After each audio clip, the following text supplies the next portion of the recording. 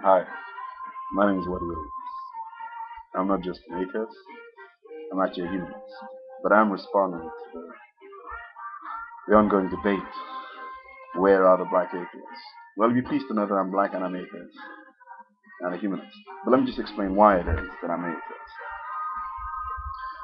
Basically, I have studied most of the religions and most of the philosophies, and I find it nigh on impossible to accept the absurdities, the inconsistencies, the contradictions of these religious texts. I mean, let's just go through one or two of them and touch on one or 2 points. The central belief of most of these beliefs is that these particular texts, be it the Bible, the Quran, the Talmud, etc., or the Word of God, a God who is infallible, who is omniscient, i.e., all-knowing, omnipotent, that is all-powerful.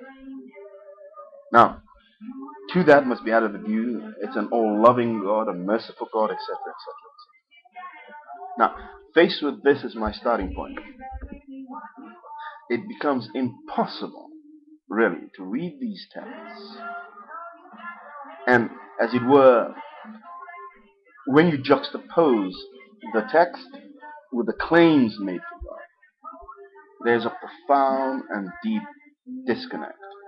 Look, a few examples for you. The Bible opens with Genesis with the whole question about creation. Now, it is patently absurd.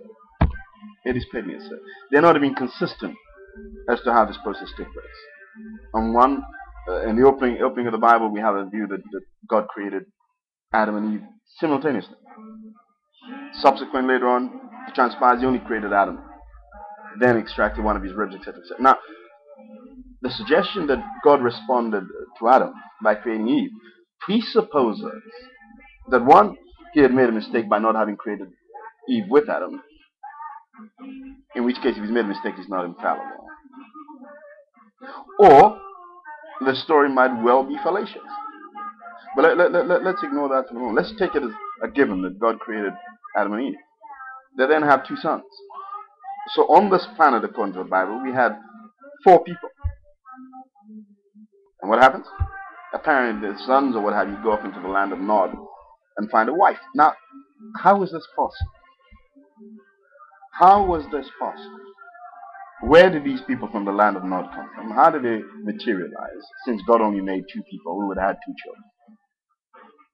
We then have this somewhat absurd notion that perhaps Adam and Eve had more children, female children, presumably.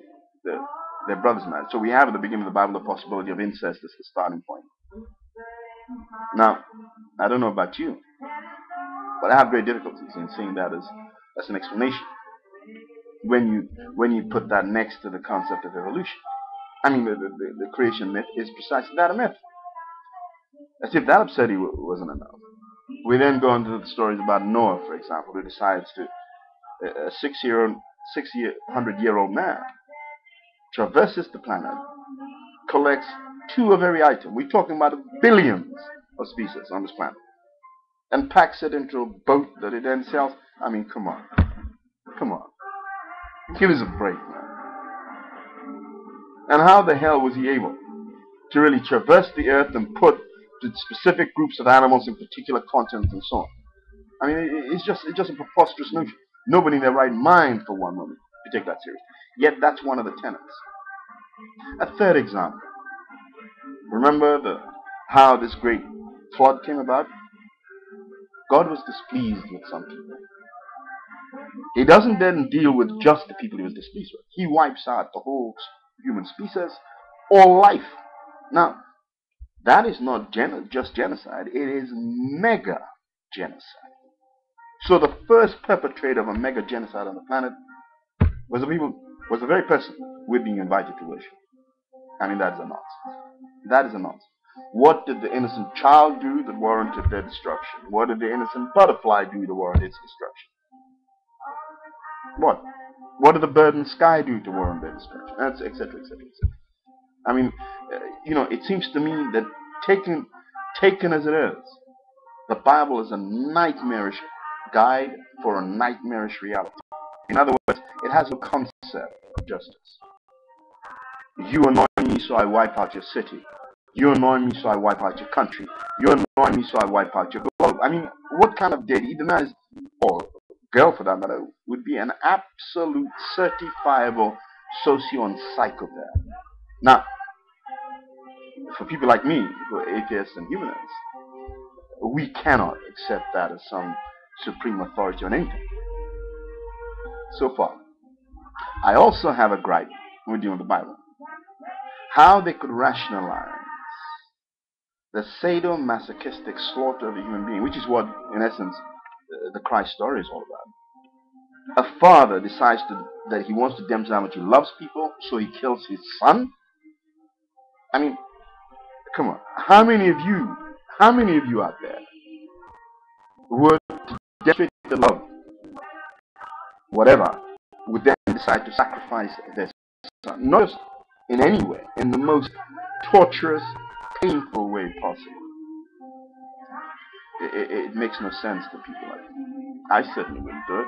And I'd be very wary of any human being who would do that to their child simply to prove to a deity that they love. I mean, that's an obscenity. And it's not as if that was all. We have Abraham being instructed to slit his son's throat, for example. I mean, what kind of book is this? And we're sometimes directed to the New Testament. I mean, this is a Christ that invites people to hate their mother, their father, their brothers, their sisters. I find this incomprehensible. And I find it equally disturbing. Equally disturbing. That we would be invited now to go through ritualistic cannibalism of eating his flesh and drinking his blood. No thank you. No thank you. Not today, not tomorrow, not any time am I going to be part of such a ritualized cannibalistic reality. Thank you. So far, so good. Now, let me explain why it is that I really find it impossible to share the view of God being a determinant of our universe. The argument usually advances that things are so complicated, so complex, that we must have needed another being to make us possible. I.e., they say that you look at the human eye, that is so complex that it could not have just happened. Well, let's take that argument head on. We are too complicated to have evolved. Something must have made us. But ask yourself this question. If we are too complicated to be the product of evolution, then exactly how a being that makes us would have to be even more complicated than we are. That being the case, how did they get about it?